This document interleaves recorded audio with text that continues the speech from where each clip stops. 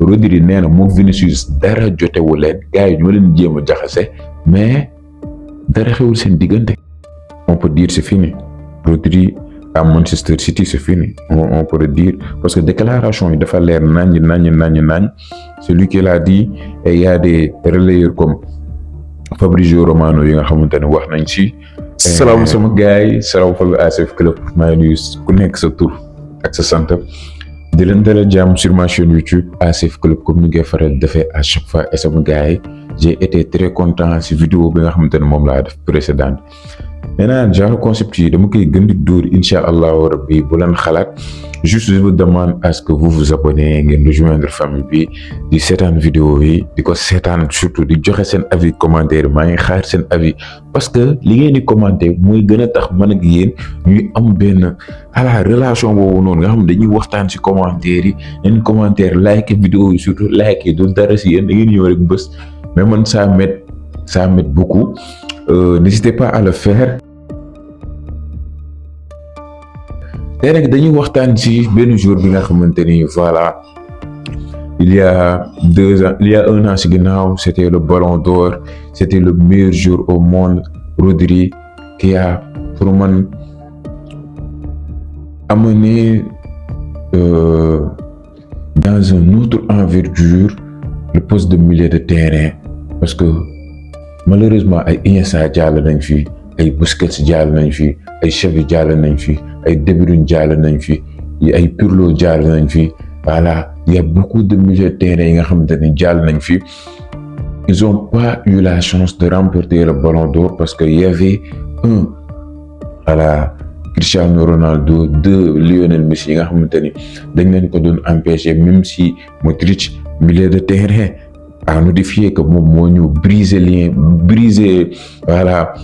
leur mascarade là ñoom noonu seen complot bi Messi ak Chris Modric a tout changé mais surtout le poste de sentinelle Modric c'est un relayeur poste de sentinelle le poste de numéro 6 à voir depuis Pep Guardiola ñëw ci football comment il a révolutionné avec Sergio Busquets nga ñëw gis tey un Rodri qui remporte un Ballon d'Or.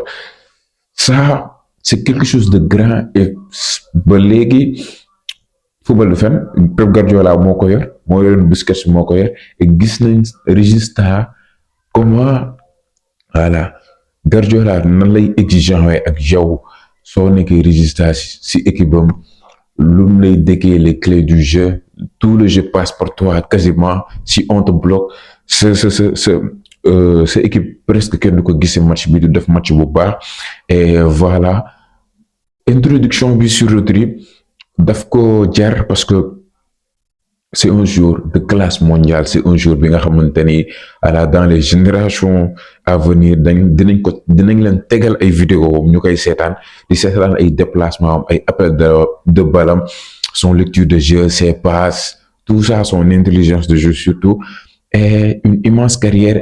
Et ça, il a 29 ans. Il a 29 ans. Son contrat avec Manchester City se termine en 2027. Moi, ben année de contrat moo ko desal.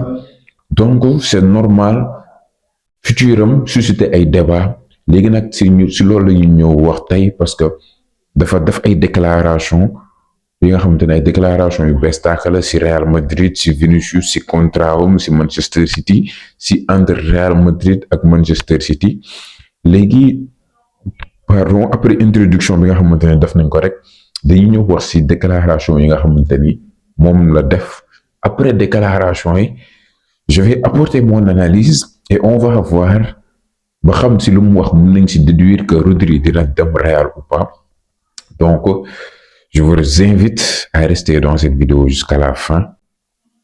C'est parti. Alors sama gars suñ commencé Rodri commence par wax ci Real ak City yi nga xamante ni sont affrontés 10 fois depuis 2022 bëri na torop ci club yi nga xamante ni bokkuñu championnat bokkuñu dëkk. wax nañ ci style de jeu mais City c'est un jeu beaucoup plus possessif City mooy gën a contrôler match bi mooy gën a téye bal bi par contre Real contre attaque lay jouer ci expérience lay jouer en tout cas tëkkale na ñaari équipe yi daal léegi après loolu noonu damay ñëw si yéen ñëpp li nga xamante ne moom ngeen di xaar mooy lu mu wax si Real. Voilà, parce que nee na il ne me reste 1 an de contrat pour le moment, nee na benn année de contrat moo ko dese. À un moment donné il faudra qu'on s'assoie sur la table et discuter. Loolu mu ngi wax entre moom ak Manchester City foog ñu waxtaan si li nga xamante ni moo ko dese si contrat am ak ëllëgëm. Voilà, yenn décision la si Manchester City jël. waxaguñ ba léegi waxu prolongation man déggu fu ñu waxee City dafay jéem a prolonger ki nga xamante ne mooy Rodri ba léegi et ça m'étonne grave. Voilà, même si mu continuer, même si j'ai joué pour l'Atlético, le Real Madrid n'est pas une option fermée pour moi. On ne peut pas tourner le dos au meilleur club. Dégg ngeen fii mu ngi répondre question journaliste bi parce que moom ku ko xam-xam ne si Atlético Madrid la njëkk a joué. Atlético Madrid ak Real Madrid ay rival lañ. Nee na même si joué na Atlético loolu wàññiwul dara si lu nga xamante ni moo koy lié actuellement ak Real Madrid. Nee na pour mu dem Real Madrid loolu gisu ko dara. Voilà, même si joué na ak club rival Real Madrid loolu noonu ku ko wax. Ça n'y pas de conclusion parce que sama analyse fin de vidéo bi laa koy joxe incha allahu rabbi. Nee na aussi Rodri lii waroo ko wax. Rodri nee na j'aimerais revenir en Liga. Nee na dafa bëgg dellu Liga parce que yéen ñëpp xam ngeen Villarreal moo ko formé après Villarreal mu dem Atlético après ñëw City. Nee na j'aimerais revenir en Liga loolu la Rodri wax. nee na dafa bëgg dellu Liga. nee na ba léegi day seetaan match Liga yi je la suis toujours. Le Premier League est mon point faible. nee na Premier League point faible maanaam comme nga am benn kii si koñ bi rek benn gel si koñ bi rek gel bi nekk sa point faible maanaam munoo dem sans gel bi quoi dañ koy xalaat souvent. xam naa Premier League fantasme la woon pour moom tax na si lu tax mu jugee Atlético ñëw City pour tenter l'expérience parce que la plupart des jeunes rêvent de jouer en Premier League surtout ñi nga xamante ni ñoo nekk Europe. Voilà, parce que championnat bi nga xamante ne dañ koy jaay championnat bu cher la championnat bi nga xamante ne la moo dàq championnat yu nekk si monde bi yëpp loolu ñëpp a koy seede. Voilà, même si am na ñuy siisu mais moo am. Pour l'instant je suis très heureux là-bas. nee na il est très heureux à Manchester City. Il me reste 1 an de contrat. waaw yooyu jàll nañ si wax nañ si ba pare mais sur ce qu'il a dit ñaari déclaration nee na Manchester City mooy point faible am loolu la mujjee wax. mais nee na tamit dafa bëgg ñëwaat en Liga ak Real tamit da ko bëgg wokkatu bu dee ca gëstu ba léegi du ma joxe sama analyse fin de vidéo. Voilà, léegi on va évoquer le dernier point. Il lui reste 1 an de contrat jusqu'en 2027. 2027 c'est demain, hein? On est en 2026 donc demain c'est 2027. Voilà. nee na gars yi ñoo koy bëgg a jaxase ak Vinicius Junior. waaw Rodri loolu la wax. xam nga lire leen déclaration bi mu ne je n'ai rien contre Vini. J'ai le plus grand respect pour lui pour tout ce qu'il a fait cette année du Ballon d'Or aussi mooy année bi nga xamante ne ñoom ñaar ñu ngi doon xëccoo Ballon d'Or bi. Ce sont les autres qui décident qui gagne le Ballon d'Or moom nee na joxul boppam Ballon d'Or bi ñeneen ñoo décider. Ils essayent de nous monter les uns contre les autres mais ce n'est pas le cas. nee na gars yi ñoo leen di jéem a jaxase mais dara xewul seen diggante moom ak Vinicius. Rodri loolu la wax. Rodri mii dégg ji mu jubóog Vini pour dem Real. baax na ba léegi analyse bi fin vidéo laa koy joxe. voilà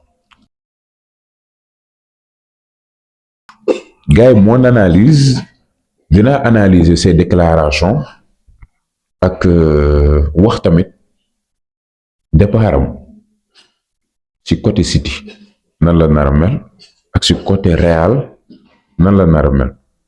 Alors on va revenir parce que première déclaration bu mu wax nee na benn année moo ko dese City à un moment donné war nañ toog waxtaan.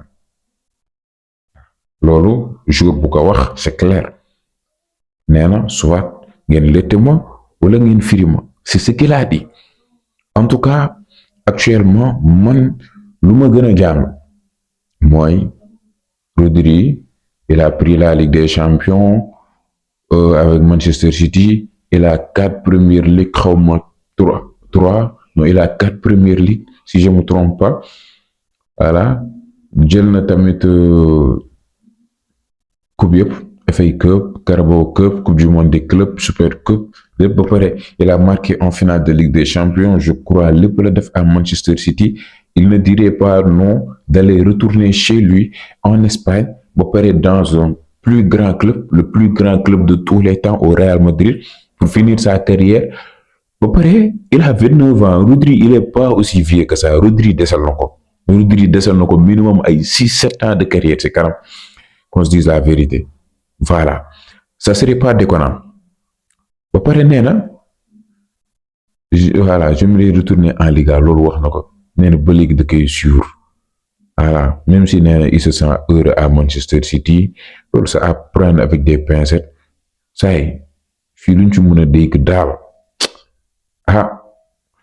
gan gi daa bëgg a ñibbi de nee na daa bëgg a ñibbi dama bëgg a ñibbi le fait que nee na tamit aussi le fait que mu joué Atlético du changer dara si li nga xamante ni war na ko mën a am comme éventuel transfert au Real Madrid loolu su ko waxee il ouvre ses portes au Real Madrid gars yi nous ne voilons pas la face même si je suis citizen sama beneen club sax Real mooy sama deuxième équipe même si je suis citizen à 1000%. Voilà, nous on sait que c'est fini, hein. On peut dire c'est fini. Rodri à Manchester City, c'est fini. On peut le dire. Parce que déclaration, il a l'air nagne. C'est lui qui l'a dit. Et il y a des relayeurs comme Fabrizio Romano, il y a tout d'abord pour Manchester City, dina am forcément benn brèche bu rëy parce que Rodri c'est Rodri bu mu absenté gis nañ la moo dal Manchester City gis nañ ko bu baax même si Nico Gonzalez ñëw na màgg na ci équipe bi commencé woon na am standard Rodri pas exactement mais mu ngi woon ci yoon bi malheureusement depuis Rodri ñëw il est relégué au second plan mais il est pas dégueulasse ce gosse j'entends des rumeurs sur Elliot Anderson. Voilà donc pour man mu dem ça serait pas un scandale même si dinañu metti nous les citizens parce que xam nañ day Rodri ça serait pas un scandale parce que tu as quoi le remplacer et Nico Gonzalez je crois il a 24 ans comme 23 ans c'est un jeune il peut évoluer même âge non presque le Rodri am bu muy ñëw fi nga xamante ne mooy Manchester City et il peut bien rattraper le niveau de Rodri il a les capacités pour en plus c'est un espagnol le fait qu'il est espagnol rek veut tout dire parce que voilà tu es espagnol c'est suffisant comme CV.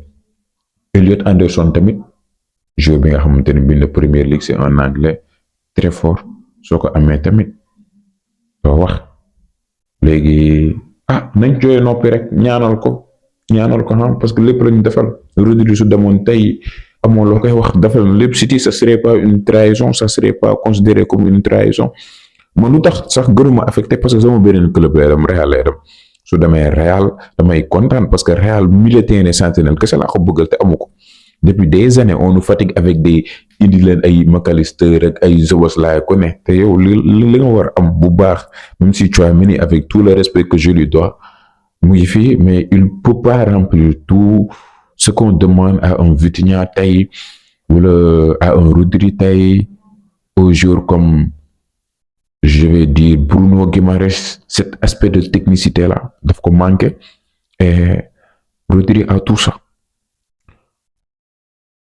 Je vais finir par le Real Madrid si la nekk nii sax j'ai fait la transition sans pour autant mu bàyyi ci xel mais c'est un grand atout pour le Real Madrid.